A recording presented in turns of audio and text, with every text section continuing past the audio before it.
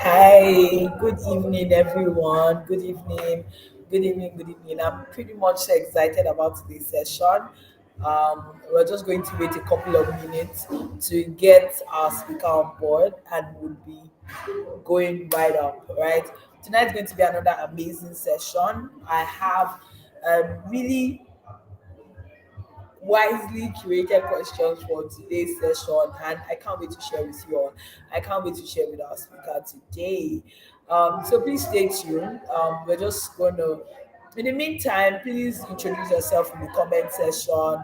Let's know where you're watching from. Let's know what you do. Let's get to know you basically, right? And also just let us know what you're expecting from tonight's session. So just give me a chat, put something up in the chat section as we get ready for today's session. Right. So today's session we're going to be having Mr. Deolu Akinyemi, and he's a financial and business intelligence coach. I mean, that's a lot. So if you're looking to start a business, you're looking to start a financial journey, you're in the right place, right? You are in the right place. So text me, let's chat, let's chat in the comment section as we ride and wait for our session to begin. But if you're new here, my name is Abayomi Adeola Della, and I'm the convener for Becoming More with Della. Right. So over the years, we've had a couple of conferences, and we've just mainly been going through a lot of things around different areas of life, right, as regards education, branding, business, social impact, relationship, marriage, and a whole lot of things, right, that have really been beneficial for us, for our prosperity, as a person and as a community, right? We've been doing this since 2020, and it has really been amazing. This is the fifth edition, and you're welcome. Again, it's a virtual event.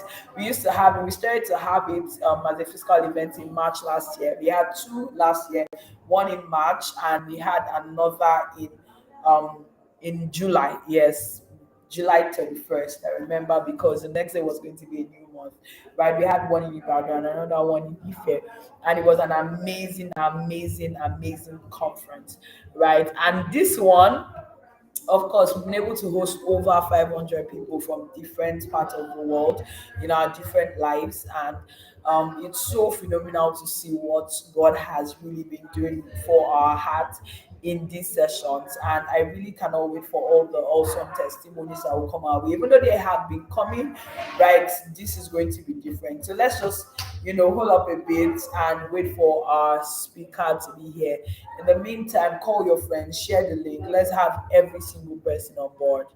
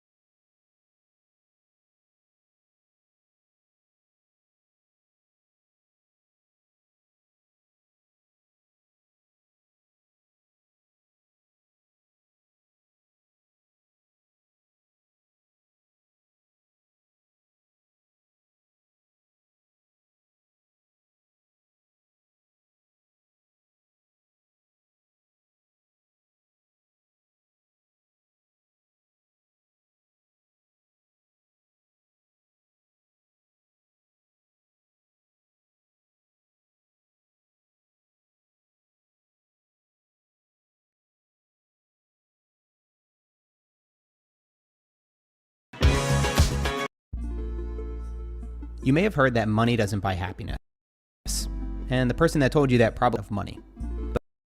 But they aren't exactly wrong. What's closer to the truth is that having money is not everything. Not having it is. Kanye wear that. And while I don't always take financial advice from rappers, Kanye's got a pretty good point. When you don't have money, it becomes the source of a lot of pain, frustration, and anger. It consumes your life and becomes the lens with which you see the world. Hey, how much that cost? Oh, that must have been expensive. Hey, I think you owe me 20 bucks. You can pay me later. That's Venmo? When we don't have it, every problem seems to revolve around money. And while being rich won't fix every problem in your life, stacking up some money seems like a worthwhile pursuit. When you become financially free, you will no longer make every decision solely based on money. You don't take the job just because it pays better. You don't have to look at the price of organic groceries to make sure you can afford them. Hell, you can take Uber Black to the airport every once in a while. Imagine being at a place where you never had to worry about money again. And maybe not even that far. Imagine a place where money wasn't the major stressor in your life and on your relationships. The steps to get there are simple, but it's not gonna happen overnight. So let's get started. Step 1, create an emergency fund. Save $1,000 and put it into an emergency fund that you'll only use in dire circumstances. I remember reading a story from Dave Ramsey from someone who literally put their emergency fund inside a frame with the words, break glass in case of emergency. Hold up though. Emergencies don't include beer money, vacations, or even an engagement ring. It's a minimalist ring. This money should only be used if and when shit hits the fan. When your car breaks down, when you need to replace your water heater. Basically, when your life would otherwise become completely derailed, that's when you go to the emergency fund. Why create an emergency fund? Because everything that can go wrong will go wrong. And instead of borrowing money from family again or pulling out your credit card, pushing yourself further into debt, you'll have something to fall back on. The great thing about the emergency fund is that it starts to give you that feeling of financial freedom. For the first time maybe in your adult life, you have some room to breathe. This step is the quickest way to finally start to gain some control back in your life. Step 2, pay off your debt.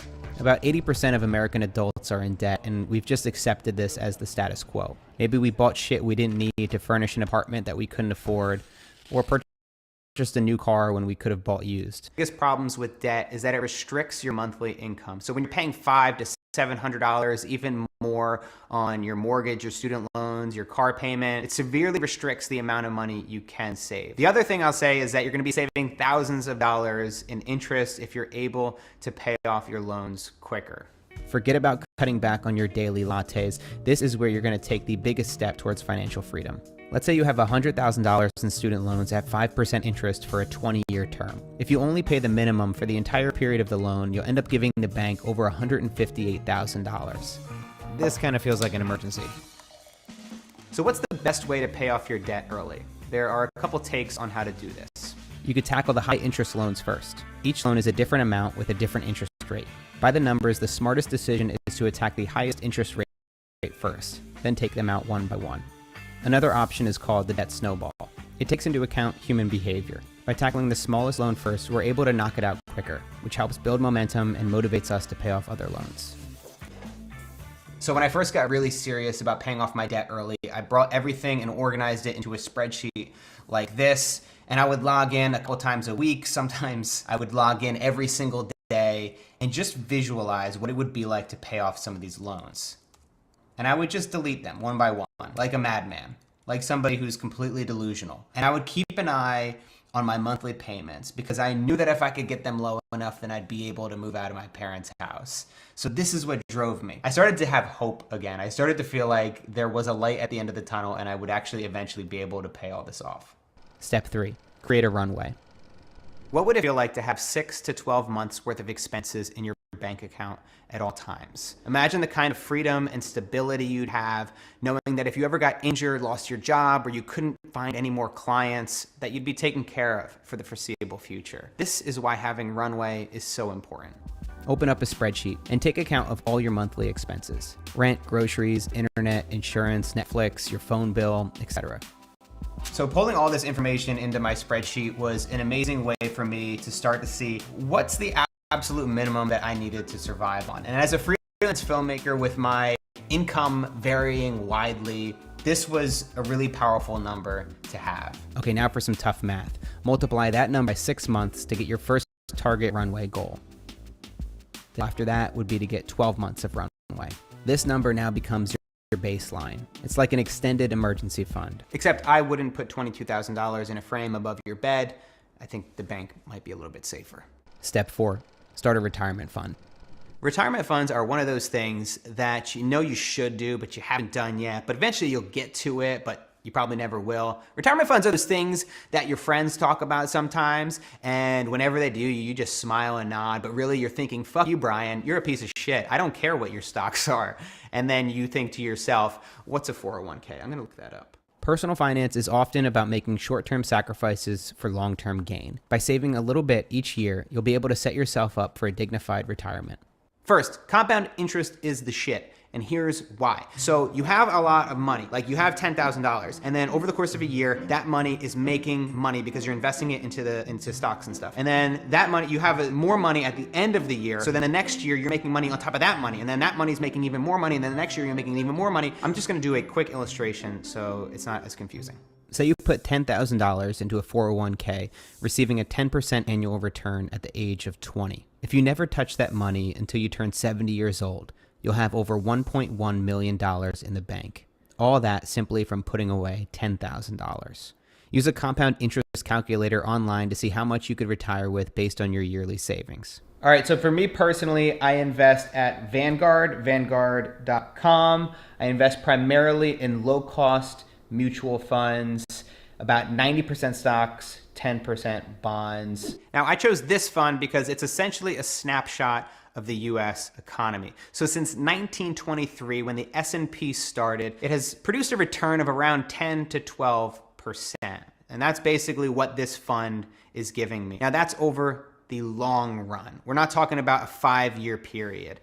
So when you invest in the long run, you're not checking your Vanguard account every day, every other day. You're putting your money in, you're making sure that you have everything set, and then you're checking it maybe in 6 months, maybe in a year, but you're not stressing out every time that the stock market's shaky. When 2008 hit, a lot of people lost money. But if you're investing in the long term, that's not gonna matter at all, because in 30 years, you're gonna eventually make your money back. Now, there are many, many variables that will factor into your own investment strategy, like your age, your income, how much money you'll think you'll need when you retire, how much risk you're willing to tolerate. Please do your research before investing. I'm not your financial manager, investor, or fiduciary. Read up and make a decision based on your life circumstances. This is not a definitive blueprint. If you're a freelancer and you can't stomach that much risk, or you'd feel safer if you had $5,000 emergency fund from the very beginning, then do that. Or maybe you can actually handle the extra risk. You decide, I don't want to build 6 months of runway. I want to actually start investing in my future and my retirement right now. Then do that. I personally like the idea of paying off my debt first and then moving to my retirement fund. But for a lot of people, if you're not able to pay off your debt that quickly, you may want to actually start your retirement fund now, especially if you have a 401k match with your company, because then you're going to be able to take advantage of the compound interest. I wouldn't have been able to pay off my debt if it wasn't for reading books like Dave Ramsey's Total Money All Makeover right. or Ramit Sethi's I Will Teach You. Thank you so much. Thank you so much, everyone, for joining and for waiting up till this time. Thank you so much. We have our guest ready for us tonight. We have Mr. Deolu Akinyemi, and we really apologize. Thank you very much for your patience. Staying up to this time for us to start the session, and we'll be starting right away. So we have Mr. Deolu Akinyemi with us today, and he is a financial and business intelligence coach, and he will be speaking to us mainly on how to really experience what I would call financial freedom, what exactly it means to him, what exactly getting to that point where you can say you have multiple streams of income to help you fund the lifestyle that you want to live, what that really means, and how you can actually get there. We'll also be talking about great financial habits, because I know that as an individual, going through with any financial plan would require you to have great financial habits. And so I'm going to just be, it's going to be primarily a Q&A. I'm going to be asking questions, and I'm sure that along the line we will get answers to all the burning questions in our mind on finances. Good evening, Mr. Deolu Akinyemi. Good evening, sir. It's so Good good to evening, have you here. good Good evening. evening, Della. Good Yes, evening, sir. Della. So, Yeah. so, so sorry that I'm just here now. Yeah. Nice to be here. Yes. How is your vacation going, sir? I'm back. I'm back actually. I Oh, came, wow, that's yeah, nice. All right, I all came right. back and it's been a bit That's good. hectic. Well, it's been good. Oh, okay. All right. All right. Welcome back, sir. So, as our usual question is, I think my first question to you would be, what do you do? I mean, who are you? If anybody should know Mr. Deolaki, I mean, what would you want them to know? Okay, so I'm an entrepreneur. Uh, Maybe what you call a serial entrepreneur. I've started a number of businesses. I've advised a number of businesses. I am passionate about Nigeria, so I'm a nation builder. I'm interested in Nigeria being okay. That's why I'm still here. And I'm a disciple of Jesus. So if anybody gets to meet me, it will be around those three key elements. I'll say I'm a pen, pastor, entrepreneur, and nation builder. Thank you very much, sir. So I think my first question to you would be around savings and earning a lot. I want to know, what are your thoughts about it when people say that for you to be able to save, now person wey get money na im dey save. You know, there's that saying around, right? So I think I want to go a bit into that, because the larger part of our audience are students, people who are just graduates, you know, trying to get their footings in life, and trying to say, I think I want to get to that point where I really understand my finances and I can build what will live beyond me. But I want to know what your thoughts are about around what, if I'm able to earn a lot, then I'll be able to save. What do you think about it? How does it work in the financial world? Okay, so I think the fundamental thing behind anything you do is why are you doing it? Why? I like a quote that I heard a long time ago. It says, if your why is big enough, your how will show up. If your why is big enough, your how will show up. Now, reality is, if I don't know why I'm doing something, I will question when to do it. I will question how to do it. But if I have a compelling why, then everything will align. So for me, for the financial journey, the starting point is not what should I do, how should I do, should I save when I have enough money, should I save when I don't have enough money. The question is why? Why? What's the why behind my finances? What's my financial goal? What's the reason for all the things that I need to do? Now, if my why is sorted, and an example of a good why is that in 10 years from now, I want to have structured my finances in such a way that whether I work or not, I have income coming in for me that can sustain my living expenses. If this is my goal and my why, then I don't wait until I have a lot of money to save. I begin to save as a habit, because I know that my journey towards achieving my goal will require making money, will require managing money, will require multiplying it and mastering it. So my why is what calls the shots for all the other things I do. My intentional financially living, or by being deliberate and forming the right financial habits, is a function of where I am going. Why do I need to be financially free? Why do I want to have an easy life? What's my why? So when that why is clear, the person that has a why will will organize, will restructure, will plan, will do everything differently from somebody who is just being told what to do. So the starting point for me usually is planning, saving, investing, and all of those things are things that people will do at different levels of intensity based on their why. So the first thing I like people to sort out, young people, is understand why money is so important. Understand why you want to become financially free. Understand what your goal is. And once that goal is clear, then you tell yourself, if I want to get to Ibadan, where should my car face now? What should I fix? What habits should I form? What do I need to do incrementally every day to move me closer to my destination? So your first key element is why, followed very closely by, okay, so what I understand, this is why this is important. Then what are my goals? What exactly do I want to achieve? And then I'm going to break it down into the tasks and the action steps that are required. Wow, I think that is, you have been able to really give us step by step processes by which we can go. So it's not just something that is abstract. It's something we can actually understand. You need to have a why. Why do you want to save? Why do you want to invest? And I think that that's what really pushes you to actually take action. So if you just keep Word. thinking, oh, carry wise is saying is safe to save, right? Piggyvest is saying it's safe, so let's just shall save. Everybody is saving. It really doesn't give you that push. You will say, I think I want to put more money there. I think I want to put, I think I want to even make more money, right? It doesn't give you the push or the drive to do any of those things. But having a why really puts you in focus. I really love that. You mentioned something about being financially free, and I want to delve into that a little bit. What does financial freedom mean to you? I know that for a lot of people, it might mean so many things. So I want to be able to buy anything I want at any time, or I want to be able to get to a restaurant or a supermarket and not even ask how much it is. I just order for what I want and eat whatever I want. I mean, for some people, that's what they think financial freedom means. But to you, sir, and from your expertise as a financial and business coach, what does being financially intelligent mean? Okay. Thank you very much for that question, Della. So I think where 95% of people miss it is when this definition does not really align. So there's a universal definition of what freedom means, and that's the first definition that everybody who wants to live a financially proper life needs to have. What exactly is financial freedom?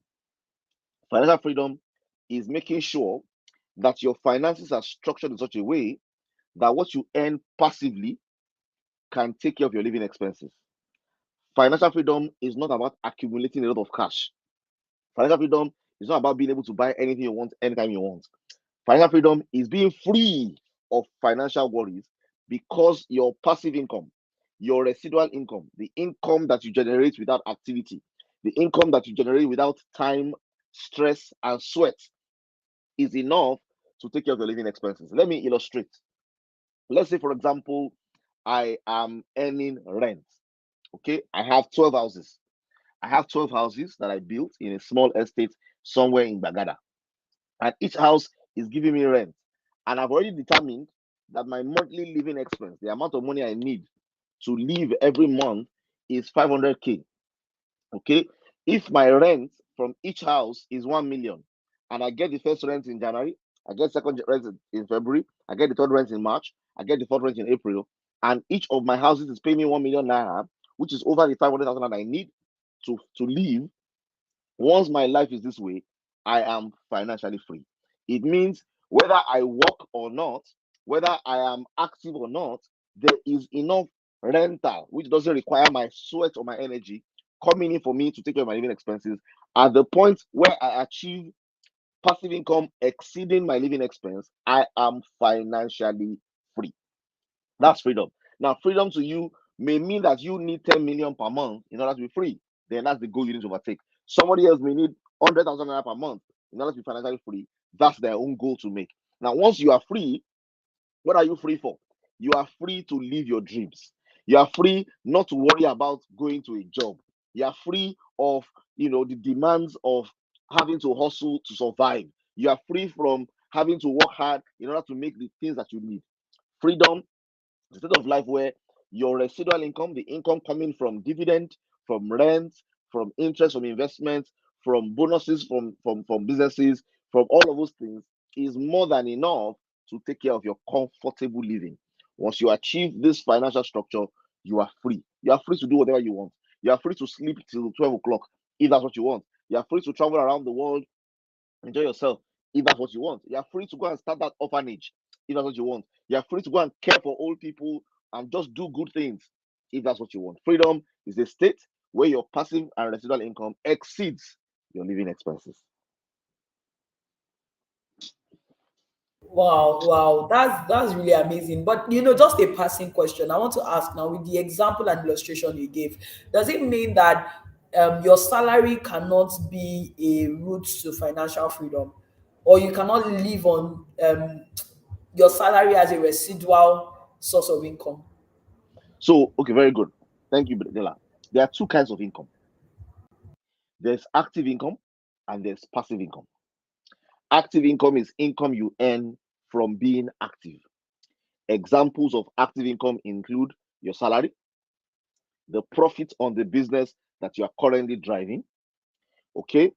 Passive income is active income is your trading income. You buy something and you sell it. Even if you make $1 million from selling it, it's still active income. Active income is the income you generate from your energy, your time, and your and your resource and your involvement. That's active income. The other kind of income is called passive income. Passive income is income you earn from investments you made in the past. So it's income you earn from the use of your money, or the income you earn based on the fact that you have contributed value in a previous time that is still being yielded. What are the examples? Examples are rent from real estate. Examples are dividend from stocks you buy. Examples are royalties from intellectual property. Examples are bonuses from network marketing organizations you have built for 5 years. Examples are bonuses from businesses. Now, is your salary something you need in the pathway to becoming financially free? Yes. Your salary can be invested. Your salary can be put into to work. The end goal is mastering money. Basically, taking money as a resource that you send on errand to go and fetch more money for you. So, but your salary is not going to be, no matter how big your salary is, it is not passive income. And because it's not passive income, that's not what's going to make you free. It will make you to be able to invest. It will make you to be able to have more options, but it's not going to make you free. Wow, wow, amazing, awesome. So I want to talk a bit about multi streams of income, right? So, and I'm going to link it up to my other question as well. I know that as a coach, it means that you've been able to find value that you can give to the world and say, this is what I want to sell. So people reach out to you to say, I think I need consultancy on this particular issue, or I need clarity on this particular issue, or I need you to give me like a blueprint or plan that I can use to, arrange my financial life. And what do you say about multiple income? And also, because sometimes you go on YouTube and you see people say, I have 11 streams of income, I have 12 streams of income, and someone's wondering, where do I even start from? What do I begin to do? How do I begin to get to that level, right? And also, how do you get to a point where you can now say, I think I can now sell my knowledge. I think this is one value I have that I can create and then sell. I mean, what you have that can be sold, that you can get value in exchange for. And also, when you now have many of them, how do you create those channels? Okay. So thank you very much, Della. So I think this is the way to look at it. The first stream of income you have is your salary. So if you have a job, you have a salary. That's a stream of income. If you're a business manager, you have your profits. That's your first source of income. If you structure your business properly as a business person, you will have a salary as well. So that salary is your first stream of income. So, and I know my goal. My goal is I need to generate passive income. In order to generate passive income, I need to buy assets. In order to buy assets, assets are not cheap. Assets cost significantly. So whatever money I have, I need to be able to multiply the funds that I have and grow my capital so that I can acquire my desired assets. How do I grow my capital? I need income. Okay, I need a significant difference between my income and my expense, and I need to aggregate that difference regularly. If I have multiple streams of income, fantastic, because then I can achieve my goal faster. Now, the question is, what are the possible streams of income that I can have? Now, the stream of income you can have that is active is limited. Why? Because you only have 24 hours in a day. And in an economy where you are paid per hour, you're going to have to rest as well. Okay, so sleep is important, rest is important. They're valuable things. So, how do I create multiple streams whereas I have only 24 hours? I need to learn a very exciting concept that we're not taught in school, but is very, very, very in alignment with financial intelligence called leverage. Leverage is about OPT, OPM, OPR. It's other people's time, other people's money, other people's resources. It's other people. It's about leverage. It's about sharing in the economy of other people, their time, their energy, their resources, and also making yourself available to be shared as well. So, how can you generate multiple sources of income? One, so you have your salary, which limits you to a particular number of hours. Number two, what other skill sets do you have? What other experiences do you have? What other abilities do you have? What exactly are your is your personality? What exactly are you passionate about? And what exactly are you skilled in? All of these areas, okay, begin to give you an idea of things you can do to generate economic value. Somebody says true impact is the intersection of your passion, your talent, and your ability to generate economic value. So, and different strokes for different folks. Some people will be able to realize I have expertise in an area I can become an authority in.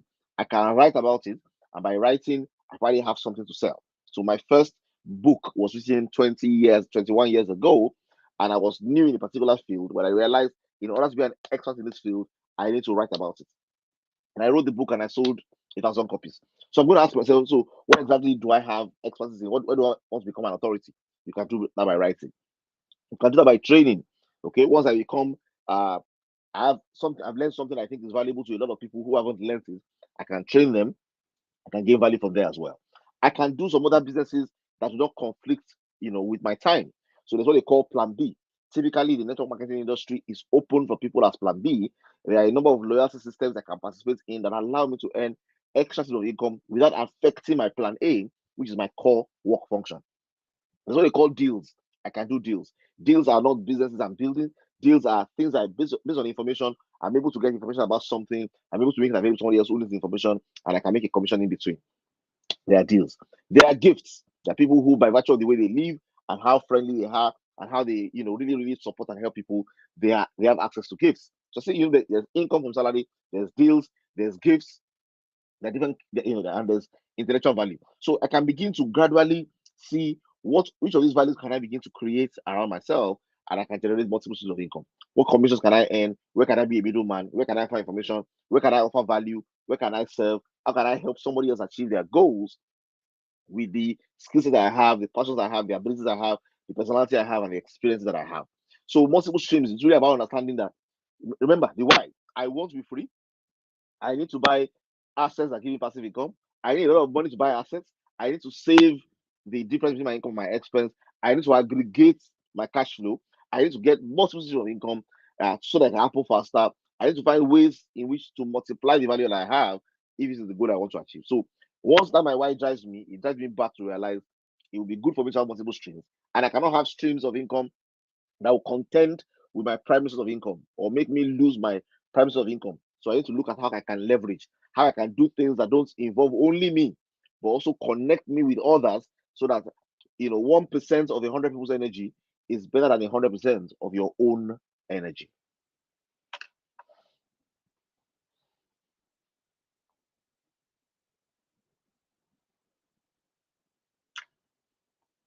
So I can't hear you anymore. Sorry, I was on mute. All right. So I said I love the last thing you said, where you said 1% of people's energy is better than 100% of your own energy. Because to be very honest, you cannot divide yourself accurately to all the things that you do. So a lot of times you want to pay close attention to the things that are really primary and make sure that you are using other people's time. Just like the way you're saying that OPT, OPR. I just as you're saying OPT, OPR, I'm like, ah God, kill it again. But you broke it down again to say other people's time, other people's money. And I see how it works because this time you don't need to do it all by yourself. And again, two heads are better than one. So, I mean, why not do the supervisory role that you're really good at? And I mean, I'm just imagining somebody into maybe furnitures, right? You're not a carpenter, but you need people to help you create really good furniture. How about create a team of people who are already carpenters, who already understand the business of carpentry, and bring them into your team and say, how can we create a company that would release bespoke furnitures for maybe people in working class or people who just move to new homes and they need a good working space, right? So, but instead of doing everything yourself, only you want to learn how to do carpentry, only you want to learn the business of carpentry, only you, and that's so much, right, for a secondary income. So thinking about or a passive income. So thinking about it, I think is really profound what you said. But I think that a lot of times, all of these things that I've said would only be useful if people have really good money habits. And I feel like that's something again in this generation. Talking about money habits, people have a lot of ideologies about money. People grew up, they had backgrounds that really just corrupted their minds on what money was about. So you have people who feel that you cannot get money unless you struggle. You can't get money unless you steal through dishonesty. There are people who believe that you can't get money except you have to sweat and learn everything by yourself. People feel that money cannot just be given as gifts without an exchange. That's another set of ideology of people that they feel like if you give them money, it means that there's something you want to collect from them. Some people feel like if you don't have money, you have to borrow. You cannot avoid it. I mean, so there are a lot of ideologies, right? So I want to Yeah. know from your own perspective and what you think has worked for your clients over the years. Because I mean, we're here to really learn all the things that your experience and expertise has given to you as a person. What do you think are the really great financial habits that people can begin to pick up? Okay, so thank you very much, Della. So the first thing I'd like to say is, research shows that people are already hardwired into their current mindset about finances at the age of 7. Okay, that by the time you are 7, you have already formed your views about money, and by the time you are 7, it's already predetermined that you are going to be broke or you're going to be wealthy, because your mindset has already, has already decided that this is what money is about. And where does a 7-year-old learn about money? A 7-year-old learns about money from the things he sees around him, from the things he hears about, from the things she sees, from the things she interacts with. She's already forming her perspective about money. She goes to daddy and says, "Daddy, can I have some money?" And daddy says, "Does money grow on trees?" She goes to money and says, "Daddy, can I have this?" Then I should bring it to school. He said, "Do you want me to stop myself into money for you?" You know, and guess what? By the interactions, by the things we're seeing, by the things we're hearing, our paradigm is about money is being formed. And get this right. The reason why the rich are getting richer and the poor are getting poorer is because the poor have a particular surround that reinforces the creation of poverty. And the wealthy have a particular surround that makes thinking about money and achieving and acquiring more money something that is easy to the mind.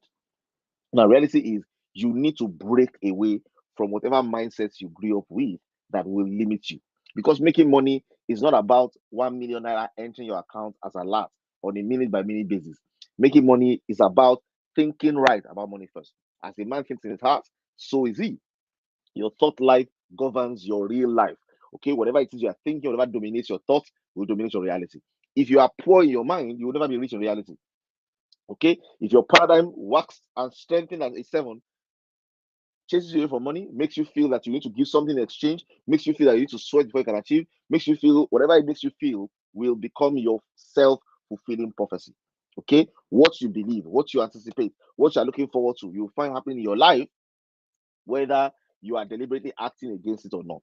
So the first place, and this is what I do with many of the people I speak with, the first place that we spend time, which we can spend like 3 days, 4 days on, is rescripting people's paradigms, rescripting the script that people are running on. Now, all of us have scripts we are running on. We have a set of beliefs, we have an algorithm of beliefs that we have believed that basically allow us to just manifest either poverty or wealth based on how we think. Somebody is looking at something somewhere. There was this very interesting story of a man that was sent to India from a shoe company many years ago.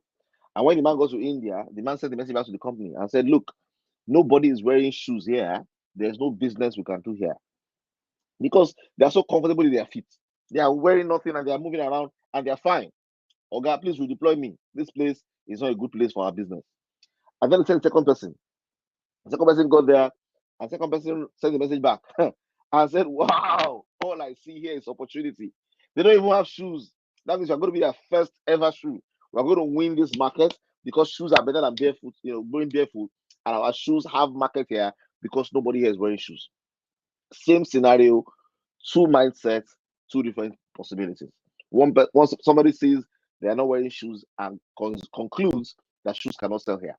That person that they are not wearing shoes and concludes that this is the perfect place for shoes.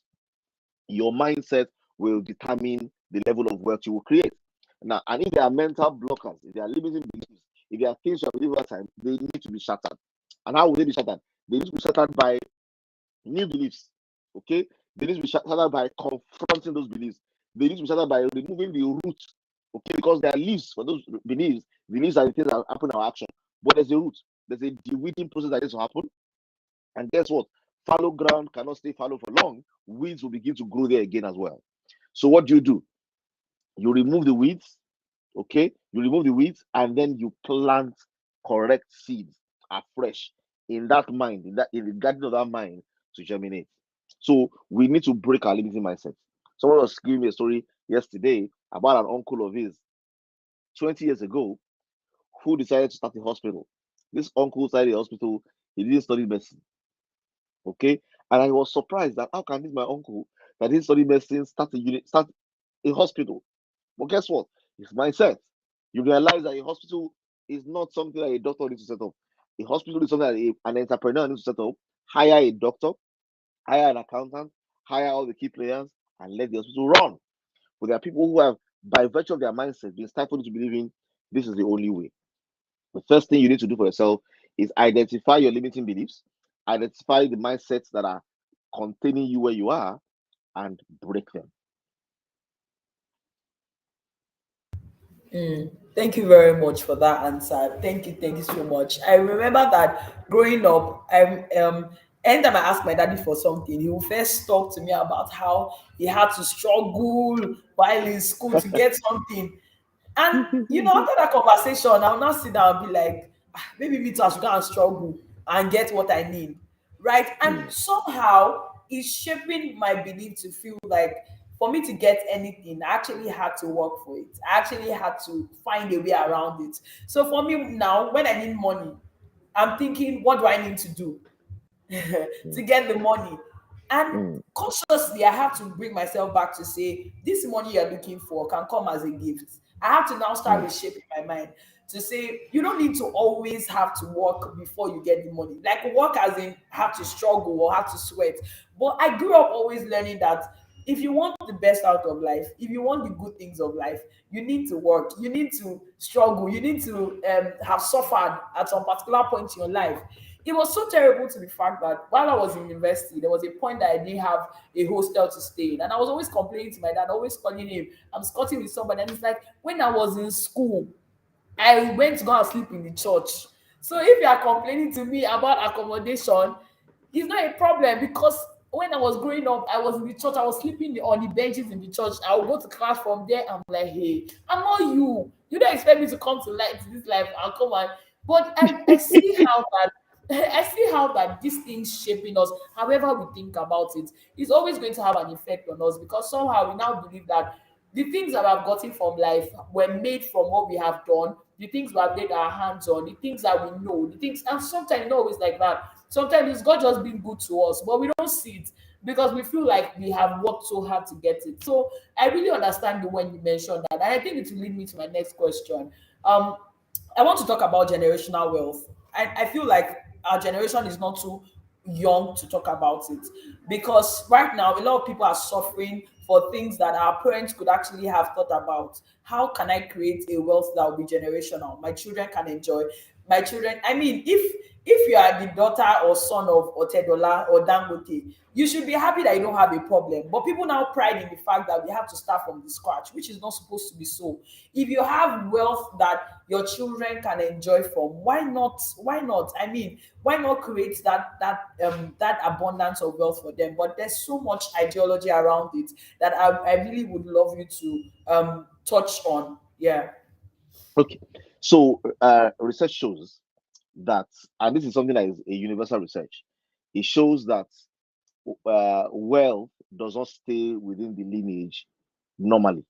So it says that if a generation breaks through from poverty and becomes wealthy, the normal sequence is that poverty will return to that family in 4 generations. And there are proverbs. There's a proverb in almost every language that reinforces it. In Yoruba, it says wealth does not have heritage. Oh, neuron. In China, it says from rice paddy to rice paddy in 4 generations. In English, it says from shirt sleeves to shirt sleeves in 4 generations. In almost every tribe and tongue, there's a philosophy that says that the breaking into wealth will return back to poverty in 4 years if you are not deliberate about creating generational wealth. Now, for people in this side of the world, 4 generations looks like a lot already. But guess what happens? One generation comes from poverty, breaks through into wealth, provides abundance for the next generation. The next generation does not learn how to break through from poverty, they learn how to manage the resources.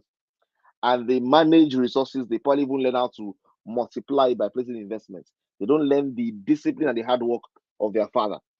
They learn, they grow in comfort, they grow in best schools, they learn how to manage. The third generation comes and enjoys affluence. He knows nothing about the history of the third generation. Didn't see the grandfather working, saw their fathers chilling, saw their fathers managing resources, and they just are their Obiageli generation. They came to enjoy well. By the fourth generation, their children are back to poverty because they don't even know the history of how it was created. How do we leave generational wealth? How do we become deliberate about giving our children a leg up in the world and ensuring that that wealth does not only last one generation, but it goes on from generation to generation, like the money of the Rockefellers? That's very simple. It's about realizing as well that the goal is not accumulation. Whatever you accumulate will finish. You cannot accumulate for the next generation. The next generation will spend it faster.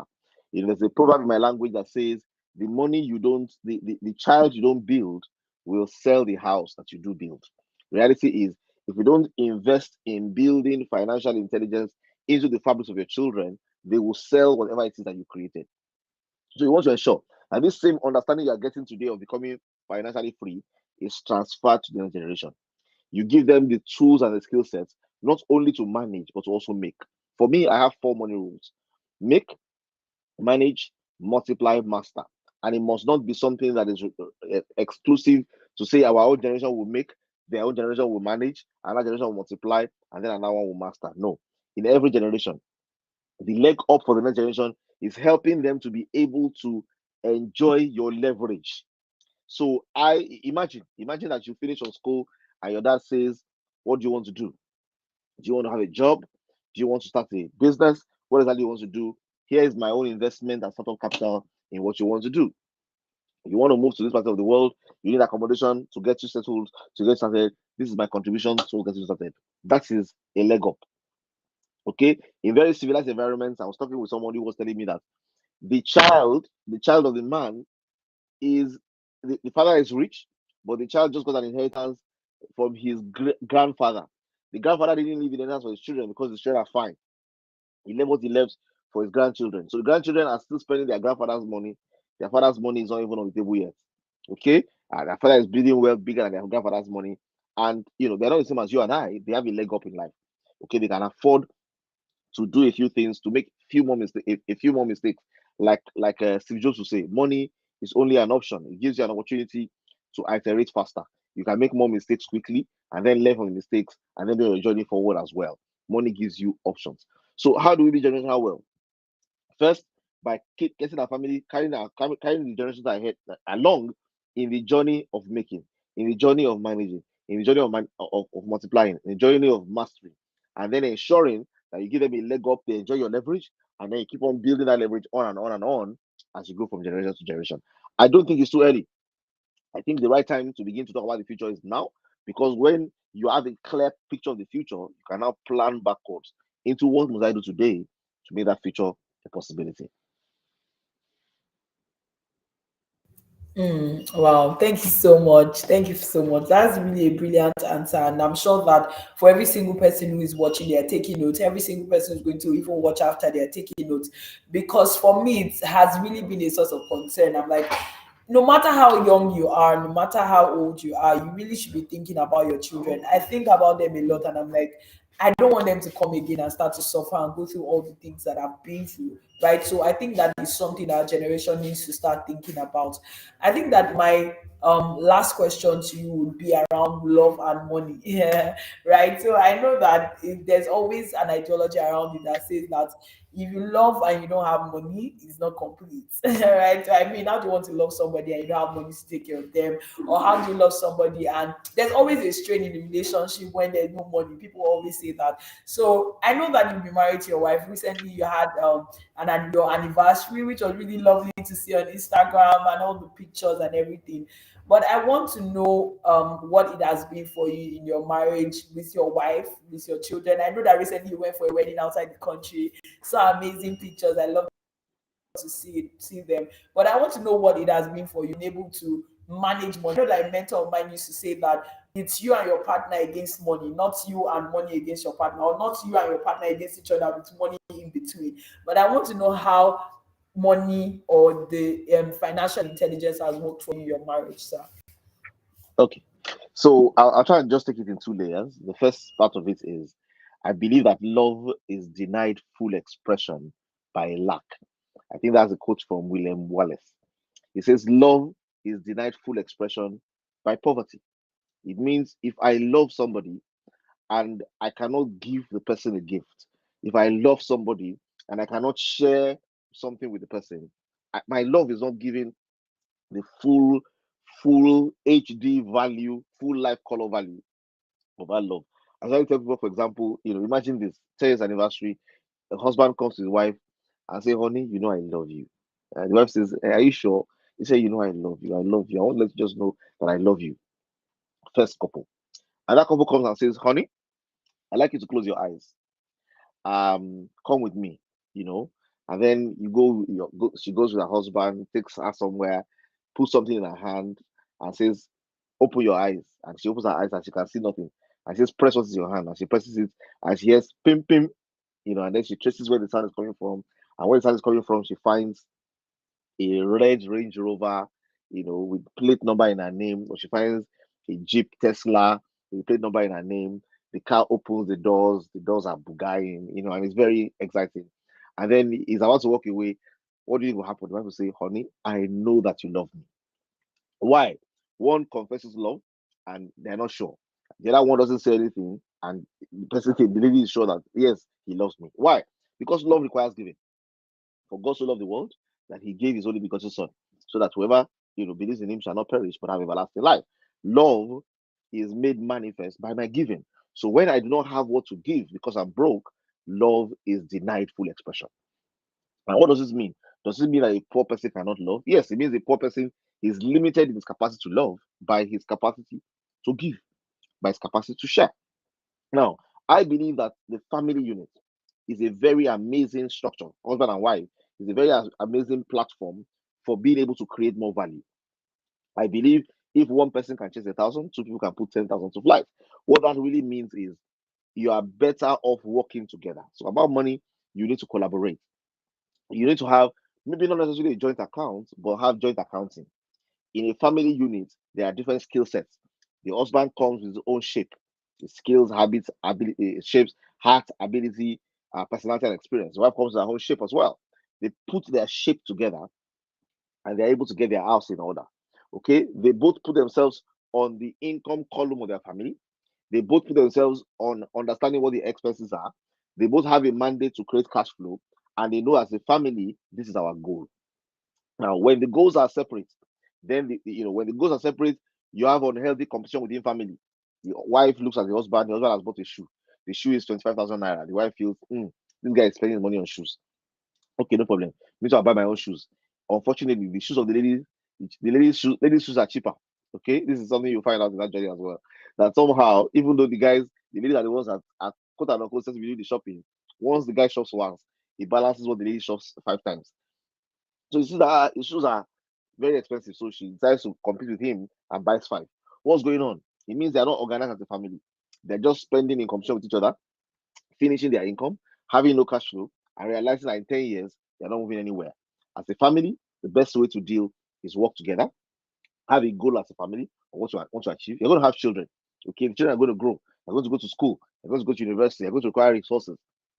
If you work together as a team, then you have more chances of being able to become financially free. But if you say his money is our money, my money is my money, at the end of the day, you're going to create no value together. You're going to be in competition with each other. You're going to end up eroding each other's value. and in time you may not be able to do as much as you can do together if you work as a team. My recommendation is work as a team, have joint accounting, set up your goals together, do a review from time to time. You are you are a platform, you are a platform, you are a nation. That nation has the opportunity of expertise. Somebody is the president, somebody is minister, somebody is judiciary. You have an opportunity to meet together, plan together, learn together, and provide training for your children together as well in building this. So I've been married, I'll be 19 years married this year. It's been a long journey. It's not a journey that's always been well. We started from the ground. Okay. We started with both having jobs. We both decided to resign around the same time to do business. We bootstrapped along the way. We had very low lows, we had very high highs, we have very in the middle, and we basically work together, understanding that we are one team, not two, just one team. Yeah. Thank you. Wow. 19 years. God, that's a long time. Wow, that's really a long time. I mean, no, that's really a long time, and I'm really thankful for you because I mean, aside from businesses that don't last, after businesses or even maybe before businesses, marriages are like the next that never last. To Mm, be honest, and mm, it terrifies this generation because people are like, if this is how it is, boy, we should not do it. And then again, I'm like, the fact that it's bad out there for some people, it's actually really good for a lot of people, and it's great to see mm, what you're really living, not just financially, but also maritally in your marriage for people that can see and say, no more. If it's working here, it really can work. I'm just so delighted to hear that because I know for a lot of people it doesn't come that easy and it's a grace. It's not just something that people just wing and just say let's cruise it. No, it's not even in this economy in Nigeria that you just wing it like that. I mean, even with the COVID had a lot of breakups and all of that, but we're really thankful for you. Thank you so much, sir, for coming on board for this session. But lastly, I want you to just freely from your heart tell us what you think we should know. Maybe something I've not asked or something you think that is really pertinent to this generation. Okay, so let me just say what flows from my heart. I'll just take a cue from where we stopped and say that I know that this generation is terrified about relationships. I know Mm, that people are wondering, will it work? Does it work? I don't want to be like my parents. I don't want to be a woman who slaves for a yeah. man. I don't want to be washing clothes. I want to be equal. I don't know if it's going to work and all those kind of things. Mm, And the realities of the generation. I tell people from inside my house. From inside my house, I have had the opportunity of at least 7 to 10 people leaving my house only when they wanted to marry. They wow. left my house. Men left my house because they now have a babe. They are going to get wedded next week, and they've gotten their own houses and they want to move. And I've had ladies live here to get married as well. And I can tell you, okay, uh, of those relationships, I have people who have done 12 years in marriage now. I have Wow. people who have done 10 years in marriage now. I have people who have done 7 years. The smallest amongst them is somebody who has done about a year and a half or 2 years now. Mm, And their wow. marriages work. They work. And why are those marriages working? Because some of those people who have also lived with us have realized this thing is not hard. True. It's about maturity. You cannot exist in a relationship with somebody else when all you have is demands. Okay, and when there's no, you are the final authority. I tell people it's very important in a relationship, and don't be afraid. If anybody you want to be in a relationship with, let it be somebody who also has other relationships that they respect. Let the person be Mm, somebody who has points of escalation. There's mm, and it's not because it's enforced. I have people you can report me to. mm, I don't have it because I need them. It's not because I need them to feed me. It's because I know that I'm a better human being by design when I'm under some authority, even if it mm. is my own choosing.